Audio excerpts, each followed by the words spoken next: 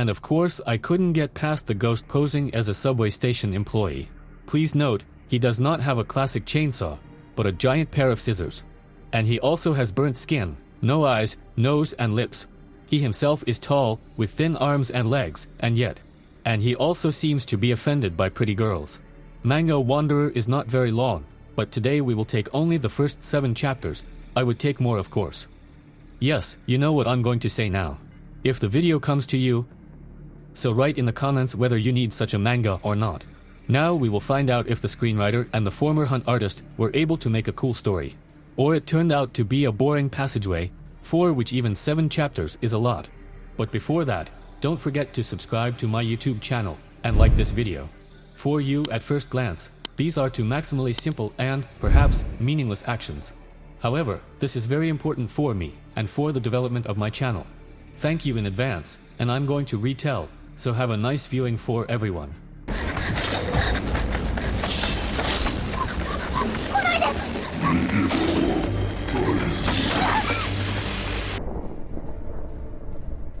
An unnamed girl wakes up in a train car. It seems that she fell asleep and came to no one knows where. There is not a single soul around, or rather, not a single living soul. The sound of heels is heard, and a shadow is visible in the far part of the car. The girl smiles at the silhouette of the station worker, starting to explain that she overslept her own, and now wants to ask him to open the doors. She barely has time to finish the sentence, as she immediately gets lost, seeing in front of her this very employee of the station with burnt skin and empty eye cavities. A lanky monster with scissors in his hands clicks his weapon, and then abruptly lifts it up, and just as quickly lowers it, plunging it into the girl's face right under her eyes. Then he closed the scissors. Despite this injury, she is still alive. While the station employee calmly watches, the girl grabs her face and screams that she is in pain. She keeps repeating this when the voice of the creature with the scissors begins to be heard. Please, he says several times. Please observe silence on the train. Having said that, he punches the victim's head with closed scissors. They passed through from the back of the head and came out of the mouth. The girl falls, and the monster says thank you. He salutes and says again, thank you for using the services of our company. We hope to see you again. At this time, his employee wanders outside on the night subway with a lantern. Pointing it at the window of one of the trains, he sees a creature that salutes someone. This freak, the man says, is at it again. And here the author takes us to another place. People are walking down the street. One of the schoolchildren notices the crows and, looking closer, sees one of the birds holding a human eye in its beak. That's how they found yesterday's victim. Outside, the crows had already pecked out her eyes. And about the same thing a little later, an article appeared on the internet, which is read by our main character, Tsukika Hiyama. Covering her mouth with her hand, she thinks in horror it can't be, as another central character appears from behind. Her boyfriend Zubando. He asks why she has such a scared face and looks into the smartphone screen. Suki says that Zu scared her and asks her not to sneak up like that anymore. Instead of apologizing, the guy reports that the deceased girl studied at a women's university just 3 stations away, and tells about the condition in which she was found. Seeing how his girlfriend starts, Zu apologizes because he knows that Tsukika does not tolerate all sorts of scary stories. He suggests switching your attention to something more pleasant, such as going out and eating sweets. As they walk, classmates pay attention to them. The guys are jealous of the whole gang, staring intently at his girlfriend's breasts. But then a fat guy appears with a bandana around his neck, shaming them. The guys look only at the prominent sexual characteristics, but do not pay attention to the sad face of Tsukik. While the couple is waiting for their train, everyone is trying to choose what to treat his girlfriend. When he offers Italian cuisine, Tsukika notices that only recently the guy rescheduled all dates because he had no money. He smiles, saying that now they are there today, he is invincible and wants his girlfriend to smile. But she can't. She is alarmed, but not because of the subband, but because a tall monster with giant scissors in his hands is staggering along the subway. The creature stops, clicks its weapon, and the girl freezes, while the unsuspecting guy says that he would like to take her to cool restaurants more often. Again, he is looking for a pretty victim for his own, she thinks, already standing in the car. watching how the ghostly station worker looks at the girls. His face is disfigured. There are no eyelids, no eyes, no lips. Long weak limbs, huge scissors in his hands. Prefers energetic cheerful girls. The monster turns around, and the main character immediately looks away, trying to figure out if the spirit noticed that she was looking at him. He's heading in her direction. The girl tensed and squeezed her eyes shut, mentally asking him not to approach. And to her joy, he passes by, heading for another victim. Tsukika thinks that it is because of him that she spends every day in fear. Her gloomy mood is noticed by the guy. He's already reaching for the girl, but then he stops. In the evening, in bed, he suddenly asks if she likes spending time with him. When she asks why such a question, he replies that he would like to cheer up Tsukik. After all, she is so beautiful, kind, grown-up, and he understands that he is not her equal at all. Although despite this, I decided to confess to her anyway. All this time, the girl seemed lonely, as if there was a whole abyss between her and the rest of the world. She always kept herself apart from everyone, and he was wondering why she was such a nice girl. Then he decided at all costs to try to make her smile, but failed. After all, even when they are together, it's as if her mind is not with him. So now he apologizes and says he wants to break up. Tsukika realizes that she has hurt her boyfriend with this attitude. Despite all his efforts, she wonders if she should drag him into this. Should I tell her that she's not like everyone else, that she sees dead people? And the main character remembers that she was on that train when the deceased fell asleep last night. And should she still tell me that she knows who killed that girl? Everything you know, she begins to say. In fact, the next chapter, begins already with a frustrated Zhu gang dragging its feet down the street. There he accidentally runs into two drunk girls. When he turns around, they say, "What the hell," crashed and didn't even apologize. He turns around in tears and asks for forgiveness. Soaked with pity, they ask what happened. When Zhu replies that he just broke up with a girl, Alcoda offers to have a drink together. Already sitting in the bar, he shows a joint picture. New friends are surprised that he met with an older girl, and only after he apologized. And that's just one glass of wine. Still continues to whine that he worked hard, took her to all sorts of places to please, so why would she lie? You could just say that she doesn't like him, and not invent. They say she sees ghosts. And then we return to that interrupted dialogue. There, Tsukika confessed in bed to a non-ex at that time that she had been seeing the dead since childhood. And the recent student was not killed by a man. She tells about a ghostly station employee who started chasing that girl on the train, and Tsukika saw everything from the very beginning. The main character describes the creature and admits that she was very scared. And now he told his drinking companions about it. After listening to his story, the ladies offered to wash down all these sorrows. The chubby guy from the beginning of the manga hears about this dialogue after drinking in honor of the fact that this couple broke up. And admitting that this was the moment he was waiting for, the stalker got up and walked away, thinking that only he could protect Tsukika. The main character is now at home, lying on the bed, and remembers the dialogue with her ex. It was expected that he wouldn't believe her. So, most likely, it will be even better, at least for Zhu himself. Suddenly her mental flow is interrupted by a call. Sakaka thinks, is it really the former who decided to return, and therefore runs to the door. But this is not Zhu. This one got drunk and fell asleep in the bar, so the drinking buddies left him right there.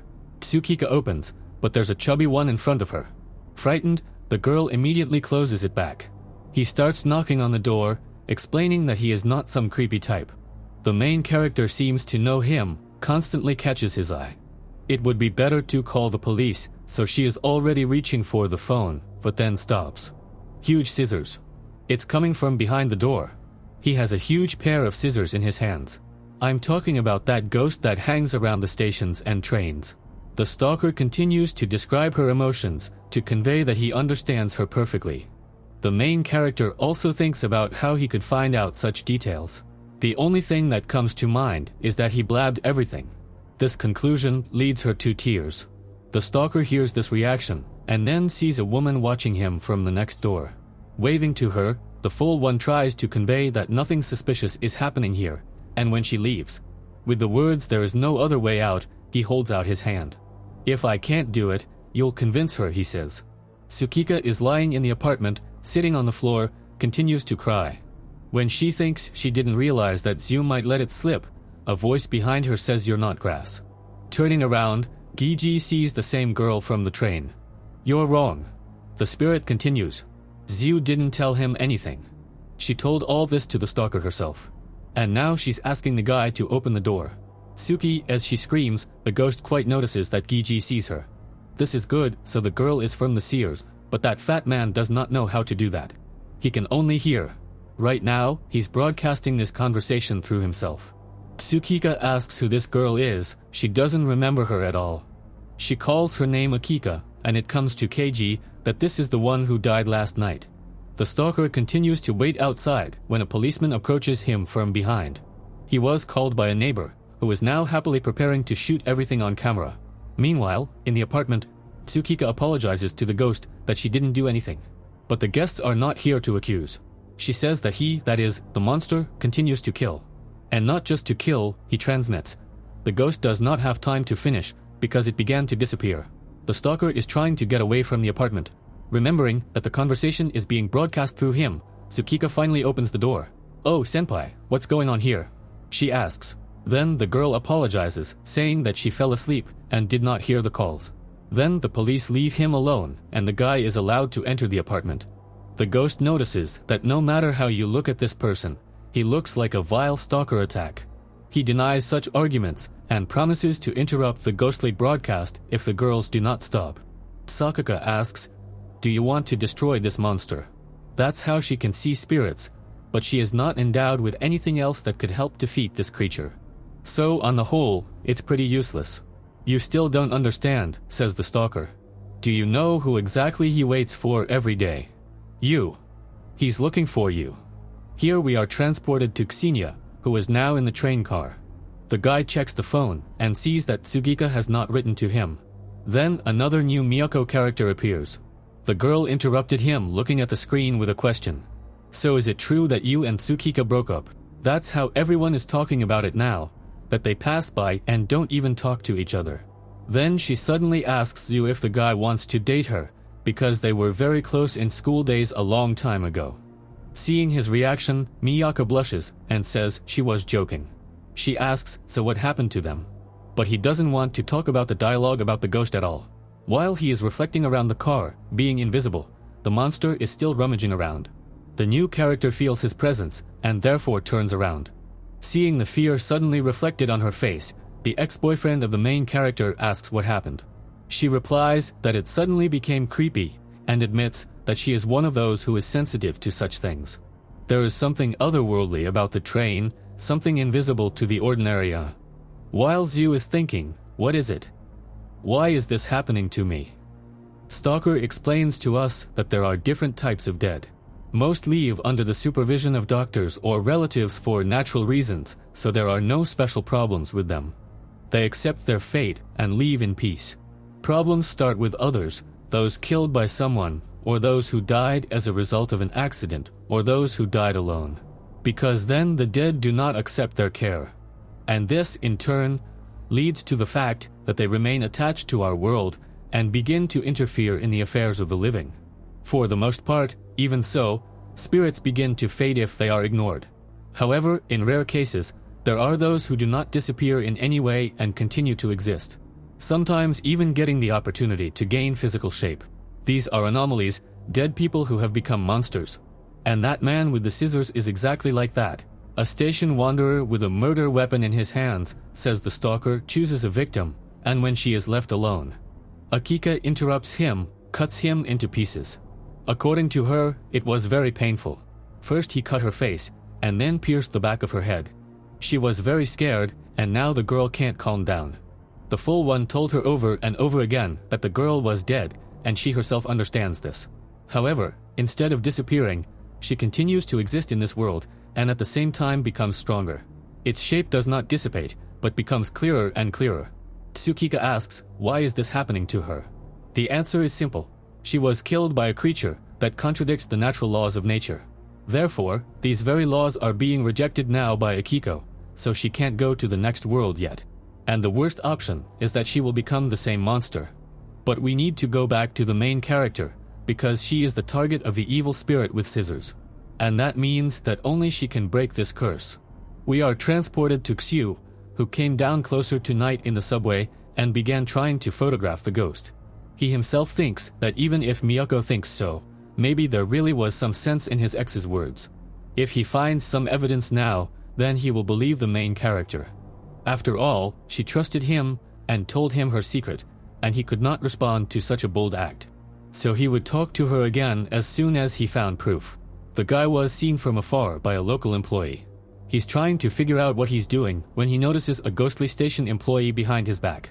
When he followed, he saw that the spirit with the scissors suddenly roared, and his face was distorted with anger. So got into the car, and the creature followed. Then it is unknown, the employee took out his mobile phone with the words, "You need to inform the master." But then she typed it herself. A call appeared on the screen from a certain Chiba with an avatar, where the symbol of a six-pointed star, with 2 circles inside, is drawn.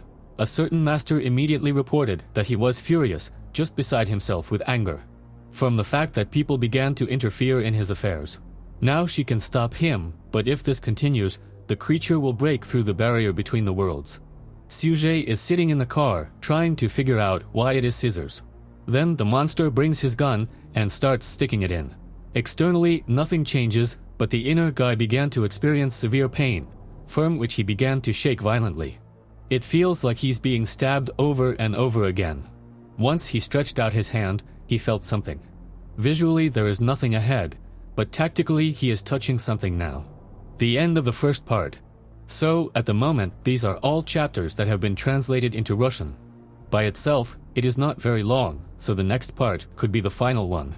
Yes, I vowed to do self-translation after Dinman, but apparently I'm still a pervert here. So I want to know your opinion. Is it worth doing the second part of this manga or not? Please write in the comments. As for everything I've read, it's probably too early to judge the manga yet. She definitely has a good drawing and a cool design of her Talchi. Looking like a subway station employee, a lanky young slenderman with giant scissors in his hands. Such creatures, as for me, are now very lacking in stories of this genre. Of course, at the same time, I was almost immediately upset that there were more than one of these hypersensitive ones. Personally, I usually like it when a person is forced to resist something super strong, when he does not have any padding, only with his ordinary human abilities. And if the idea catches, I am ready to accept the chosen one. But right off the bat, it turns out that Gigi has the power to see ghosts. A stalker has the power to hear ghosts. Miyako feels them, and now. And I am more than sure that it will be so. Xiu will also become sensitive to them. Another point that confused me a lot is the dialogue. Why would the full one broadcast it through himself? Akika is a spirit that becomes more material every day. Tsukika not only hears them, but also sees them. Do you understand what I'm getting at? This is a question that is harder to ignore than why the scissors pierced the cheeks of the first victim, and entered so deeply but did not kill her. It is quite possible that the translation played here as always, so I will definitely reread this moment again, when or if I do the next part. Otherwise, it seems to me that manga pulls on a good, I emphasize, a good horror, which has every chance to slide into a classic and fun troshik. So I will definitely finish it, but whether it will be released on the channel is up to you. And in addition to feedback in the comments, I will also remind you about like and subscribe. Your support is incredibly important for the development of the channel. And that's it for today. Thank you all for your attention. I love everyone, and bye to everyone.